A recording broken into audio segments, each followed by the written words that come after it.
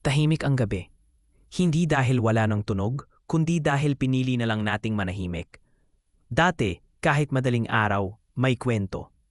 Ngayon, kahit magkatabi, parang may pagitan ang bawat hinga. Magkatabi pa rin tayo sa iisang kama, pero hindi na magkatabi ang loob. May pagitan ang balikat, may agwat ang mga kamay na dati kusang nagtatagpo. Gusto kong magtanong, gusto kong malaman kung kailan tayo nagsimulang mapagod. Pero natatakot ako, baka ang sagot mo ay matagal ko nang alam. Hindi naman tayo biglang nagbago. Unti-unti lang tayong natutong hindi magkwento. Unti-unti ring nasanay sa mga araw na sapat na ang okay lang.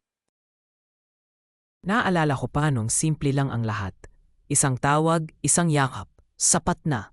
Hindi natin kailangan ng paliwanag noon, ramdam na agad. Pero habang tumatagal, dumami ang hindi nasabi. Mas madalas ang katahimikan kaysa usapan. At doon unti-unting nawala ang dating tayo. Minsan tinanong ko ang sarili ko, kulang ba ako? O sadyang may mga bagay na kahit anong pilit, hindi na kayang buuin uli? Masakit tanggapin na may mga relasyong hindi nasisira dahil sa galit, kundi dahil sa pagod. Sa araw-araw na pagpiling manahimik kaysa makipaglaban. Kung ito na ang huling gabi ng tayo, sana malaman mo, minahal kita sa paraang kaya ko, kahit hindi yun sapat para manatili ka.